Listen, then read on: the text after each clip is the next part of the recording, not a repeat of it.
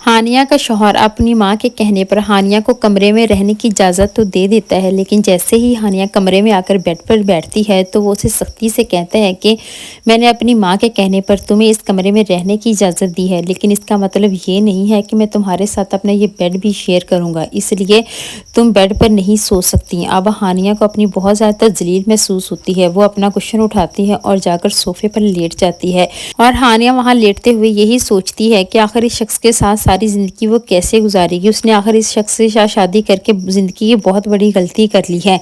उधर फरहान को भी हानिया के शौहर की हकीकत पता चल जाती है कि वो हानिया के साथ अच्छा सलूक नहीं करता और ना ही हानिया की सास उसको पसंद करती है।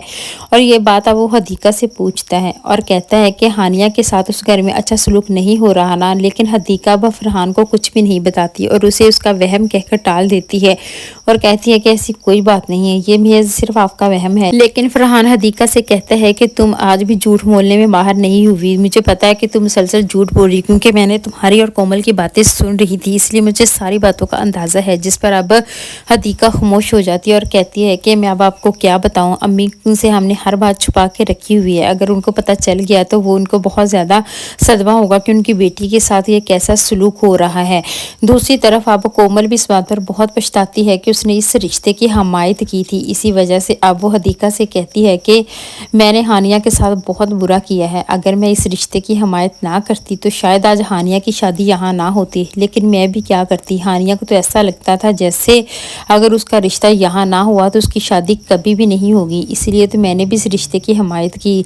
और कोमल अपने आप को गिल्टी महसूस करती है, लेकिन अब हदीका उसे समझाती है और कहती है कि तुम अपने आप को कसूरवार ना ठहराओ, क्योंकि धोखा हम सबको मिला है। हमें क्या अंदाज़ा था कि वो लोग इस तरह के निकलेंगे।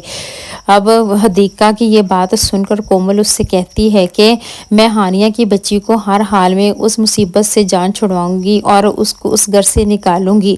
जैसे ही अब कोमल उसको ये कह रही होती है कि उसको मैं उस घर से निकाल के रहूंगी, हानिया को मैं वहाँ नहीं रहने दूंगी, तो सुल्ताना भी ये बात सुन लेती है और तो सुल्ताना अब कहती है कि कोमल मेरी बेटी को वहाँ बसने नहीं देगी, ये मेरी बेटी का घर उजाड़ने पर है, इसीलिए इस कोमल का तो कोई इलाज करती हूँ। वो कोमल के खिलाफ साजिशें दोबारा करना शुरू कर देती है ताकि हानिया को वो उस घर से ना निकलवा सके। लेकिन अब सुल्ताना को इस बात का अंदाज़ा नहीं कि उसकी बेटी के साथ गलत सलूक हो रहा है, इसलिए तो कोमल और हदीका सिर्फ उसकी मदद करना चाहती हैं।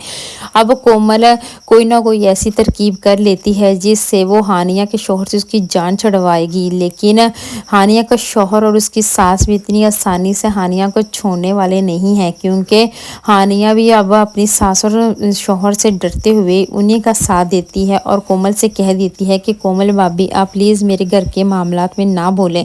जिस पर कोमल उससे कहती है कि क्यों ना बोले, हमने यहाँ तुम्हारी शादी की है, इसका मतलब ये नहीं कि ये लोग तुम पर जुल्म करते रहें।